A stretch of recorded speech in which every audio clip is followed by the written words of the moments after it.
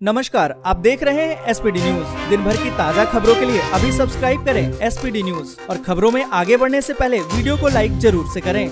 और इसी के साथ दोस्तों, आज की पहली बड़ी खबर की देश में ओमिक्रॉन कम्युनिटी ट्रांसमिशन स्टेज में पहुंचा। तीसरी लहर को लेकर खतरा और बढ़ा। नौकरी पेशा पर मेहरबान होगी सरकार, बढ़ा सकती है पीएफ पर टैक्स छूट। बुजुर्गों की आ गई है मौज, अब हर महीने मिलेगी 3000 रूपए की पेंशन। मुफ्त में मिलेगी एलपीजी कनेक्शन, बस आपके पास होने चाहिए आपके डॉक्यूमेंट्स। सत्येंद्र जैन को ईडी कर सकती है गिरफ्तार, केजरीवाल का सनसनीखेज दावा। मायावती ने कांग्रेस को बताया वोट कटवा, मुख्यमंत्री चेहरे को लेकर प्रियंका गांधी पर भी साधा निशाना। संयुक्त समाज मोर्चा के उम्मीदवारों की सूची जारी, दिल्ली हिंसा के आरोपी लखा सिधाना को दिया टिकट। प्रधानमंत्री मोदी ने किया इंडिया गेट पर सुभाष चंद्र बोस की होलोग्राम प्रतिमा का अनावरण। रिपब्लिक डे ऑफर के तहत गो फर्स्ट महज 926 रूपए में दे रही है हवाई यात्रा करने का मौका। 27 जनवरी तक कर सकते हैं बुकिंग। देश में घटी कोरोना की आर वैल्यू, अगले 14 दिन में पीक पर होगी महामारी की तीसरी लहर। गुजरात के राजकोट के सिविल अस्पताल में कोरोना विस्फोट, डॉक्टरों और नर्सों समेत 50 स्वास्थ्य कर्मी संक्रमित। तमिलनाडु में तीसरे रविवार भी लगा रहा पूर्ण लॉकडाउन, 30,000 तक पहुंचे रोजाना के कोरोना मामले। भारत में एक दिन में कोरोना के 3,33,000 नए मामले, जबकि 525 मरीजों ने गंवा दी जान। दिल्ली में बीते 24 घंटे में कोरोना के 9,197 नए मामले, जबकि 34 मरीजों की मौत। बिहार के लोगों को अब झेलना पड़ रहा है बारिश का सितम, भारी ओलावृष्टि को लेकर अलर्ट जारी। प्रधानमंत्री आवास योजना के लंबित आवासों का निर्माण कार्य हर हाल में 15 फरवरी तक हो पूरा, बिहार सरकार ने दी है चेतावनी। चुनाव में मुफ्त सुविधाओं की घोषणा करने वालों पर कार्रवाई को लेकर सुप्रीम कोर्ट में याचिका, पार्टियों की मान्यता रद्द करने की मांग। दिल्ली में बारिश ने तोड़ा 122 साल का रिकॉर्ड, कड़ाके की ठंड को लेकर मौसम विभाग ने जारी की भविष्यवाणी। देश में कोरोना वैक्सीनेशन का आंकड़ा 162 करोड़ के पार, स्वास्थ्य मंत्रालय ने दी इसकी जानकारी। छत्तीसगढ़ में बीते 24 घंटे में 5,661 कोरोना के मामले, जबकि 11 मरीजों की मौत।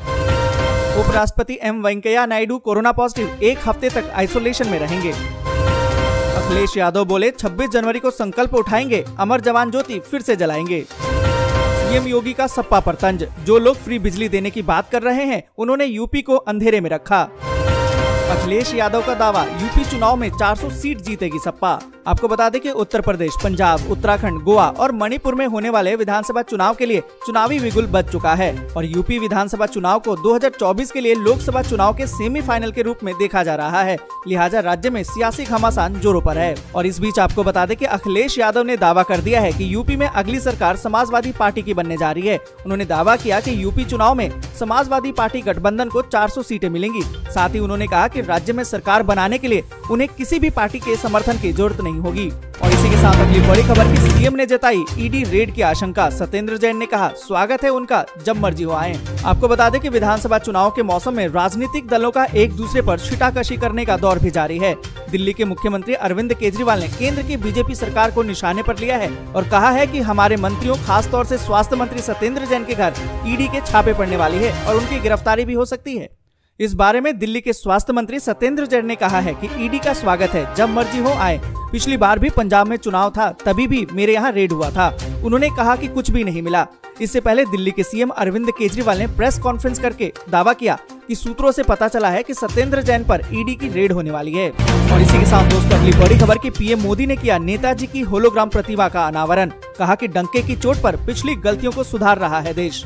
आपको बता दें कि प्रधानमंत्री नरेंद्र मोदी ने नेताजी सुभाष चंद्र बोस की होलोग्राम मूर्ति का अनावरण किया और इस मौके पर अपने संबोधन के दौरान पीएम नरेंद्र मोदी ने कांग्रेस पर जमकर निशाना साधा। उन्होंने कहा कि देश पिछली गलतियों को सुधार रहा है और ऐसा करने से कोई नहीं रोक सकता।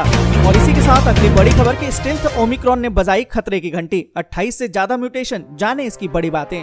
आपको बता दें कि दुनिया भर में कोरोना वायरस का नया वेरिएंट ओमिक्रॉन तेजी से पैर पसार रहा है। इस बीच ब्रिटेन का कहना है कि ओमिक्रॉन के नए सब स्ट्रेन का पता चला है।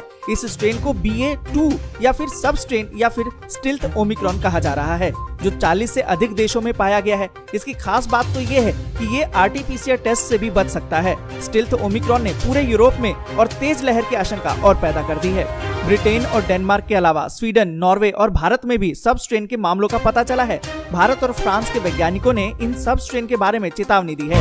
और इसी के साथ अगली बड़ी खबर कि जिसने जीती ये सीटें यूपी में सत्ता उसकी, इस बार भी ऐसा ही होगा, जाने क्या कहते हैं जानकार। यहाँ पर आपको बता दें कि उत्तर प्रदेश की 403 विधानसभा सीटों की 86 आरक्षित सीटों पर जिसने जीत का झंडा फहरा दिया, उत्तर प्रदेश में सरकार उसी की बनती है। बीते कुछ विधानसभा चुनावों का ट्रेंड तो यही कहता है। राजनीतिक विश्लेषकों के मुताबिक दरअसल जातिगत समीकरणों को साधते हुए जीती गई राजनीतिक पार्टियां भी ये रिजर्व सीटें ही उनको ही सत्तासीन करती हैं। अब बड़ा सवाल तो यही है कि क्या इस विधानसभा चुनाव में भी यही 86 सीटें सत्ता का राजमुकुट कौन पहनेगा, ये तय करेंगी। अनुमान के मुताबिक उत्तर प्रदेश में 22% दलितों की कुल आबादी है। इसमें 55% आबादी जाटव की है, जबकि 45% गैर जाटव दलित आते हैं। वहीं आपको बता दें कि दिल्ली विश्वविद्यालय के समाज शास्त्र के प्रवक्ता प्रोफेसर धीरज श्रीवास्तव कहते हैं कि उत्तर प्रदेश की राजनीति में पिछड़ों और दलितों का वोट बैंक के तौर पर कॉम्बिनेशन सबसे जिताऊ कॉम्बिनेशन माना जाता है। वो कहते हैं कि बीते कुछ समय से दलित राजनीति पर हिंदुत्व के समीकरण भारी पड़ रहे हैं। हालांकि उनका कहना है कि इसी समीकरणों में आरक्षित सीटों पर भी राजनीतिक खेल बनता बिगड़ता है। तो अब देखना यही है कि क्या इस बार भी यही समीकरण लागू होता है या कुछ बदलाव होता है। और इसी के साथ अगली बड़ी खबर कि मायावती ने कांग्रेस को बताया वोट कटवा, मुख्यमंत्री चेहरे को लेकर प्रियंका गांधी पर भी साधा निशाना। यहाँ पर दोस्तों आपको बता दें कि उत्तर प्रदेश विधानसभा चुनाव के मद्देनजर आरोप प्रत्यारोप का दौर जारी है। कांग्रेस महासचिव प्रियंका गांधी ने शनिवार को बसपा प्रमुख मायावती की चुप्पी पर हैरानी जताई थी। वहीं अब मायावती ने कांग्रेस महासचिव पर निशाना साधा है। आपको बता दें कि मायावती ने ट्वीट किया है, यूपी विधानसभा आम चुनाव में कांग्रेस पार्टी की हालत इतनी ज्यादा खस्ताहाल बनी हुई है कि इनकी सीएम की उम्मीदवार ने कुछ घंटों के भीतर ही अपना स्टैंड बदल दिया। ऐसे में बेहतर होता कि लोग कांग्रेस को वोट देकर अपना वोट खराब न करें, बल्कि एक तरफा तौर पर बीएसपी को ही वोट दें। और इसी के साथ अगली बड़ी खबर कि भारत में एक दिन में कोरोना के 3,33,000 नए मामले, जबकि 525 मरीजों ने गंवा दी है जान। आपको बता दें कि भारत में बीते 24 घंटे में कोविड-19 के कुल 3,33,533 नए मामले सामने आए। वहीं 2,59,168 रिकवरी भी हुई है, जबकि 525 लोगों की कोरोना से मौत हो गई है। और इसी के साथ अगली बड़ी खबर कि देश में घटी कोरोना की आर वैल्यू, अगले 14 दिन में पीक पर होगी महामारी की तीसरी लहर।